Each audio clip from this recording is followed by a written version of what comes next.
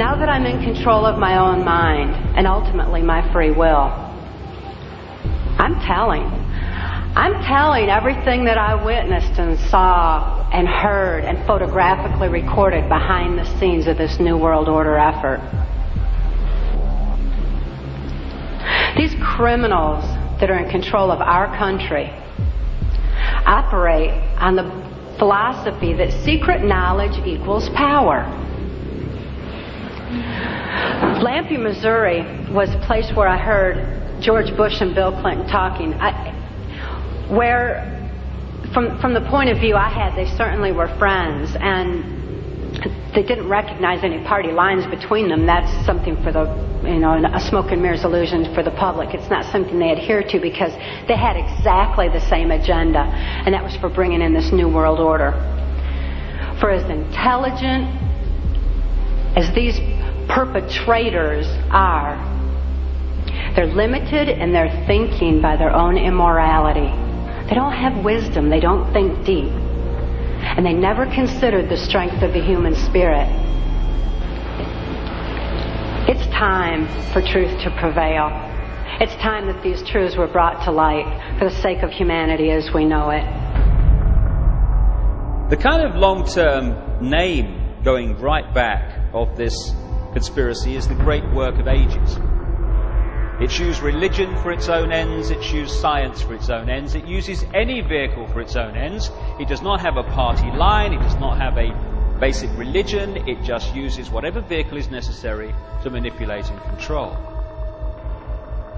What the New World Order means is the creation of one world government to which all nation states would be subordinate, one world central bank, one world currency that wouldn't be physical money, it would be credit, one world army, and as I'll come to later, a microchipped population. I think that we are living in a country today which is being manipulated, exploited, and maneuvered into something that the politicians are now calling a New World Order, which is in point of fact the same identical words that Adolf Hitler used in his public speeches when he began to talk about how the superior race was going to lead the world in the new age to a new world order, a new order based on a supreme rulership of the masses by an Aryan super race. And this is the same words that the President of the United States, congressmen, and all of the so-called elite in this country are using, the same Nazi terms.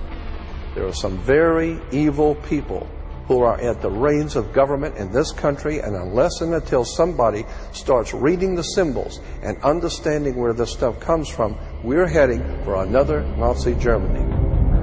This is a situation that has been going on for a long, long time. People such as George Washington, Andrew Jackson, Abraham Lincoln, Mr. Ford from the Ford Motor Company, Charles Lindbergh, John Kennedy, Barry Goldwater, all were very clear about the dangers of globalism and the New World Order.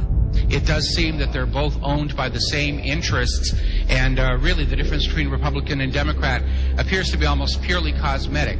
And it's almost irrelevant who's in the White House right now. They're all pushing this same agenda, this globalism, this one world government. And I got to tell you, every time I hear global governance or New World Order or one world government, I keep thinking, that's what Alexander the Great wanted. That's what Napoleon wanted. That's what Rome tried to do. That's what Hitler tried to do. This idea of a single global government is nothing but the vanity of the rich and powerful run amok. And it never works out well for the ordinary people of the planet Earth.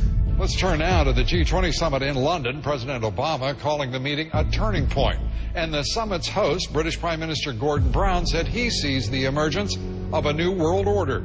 It took 15 years for the world to come together to rebuild and renew our economies. This time, I think people will agree that it is different. We will not hesitate, as long as people are losing their jobs and their homes, to make the difference that we can by improving their prosperity. Today's decisions, of course, will not immediately solve the crisis, but we have begun the process by which it will be solved. We are engaging in a deep process of reform and restructuring of our international financial system for now and for the future, and we have maintained our commitment. I think a new world order is emerging, and with it the foundations of a new and progressive era of international cooperation. We have resolved that from today we will together manage the process of globalization. Well, there's no question is that Obama is a perfect Trojan horse for these people. He's the most charismatic, he's the most articulate, he's just awesome. He was the perfect pick by the Illuminati to carry their water. And that just makes the game a lot more interesting, and it makes it a lot more dangerous, because if Brother McCain had gotten elected, it would have been easy to pick him apart. And I agree with Alex. At this time, we need to set our priorities, and we need to stay focused, and we need to keep on track of what's really important, because survival is what it's all about right now. Well, you've heard the information and possibly read it in The Biggest Secret at greater length also. The question is, what are we going to do about it? That's entirely up to you as an individual and me as an individual. As someone once said, what you think of me is none of my business, and it's not. This is just information, make of it what you will. But what we make of it and what we decide to do in the light of this knowledge will decide the kind of world that we and our children are going to live in the next few years and beyond. The Chinese have a word that means at the same time both danger, crisis, and opportunity. And that's the situation we're in now. Yes, there's a crisis. Yes, there's a danger of this global fascist state becoming reality, but it's also an opportunity to wake up and make the change that will turn this planet from a prison into the paradise it once was and the paradise it will become again. And that is about choice. Choosing what we do as a result of what we know.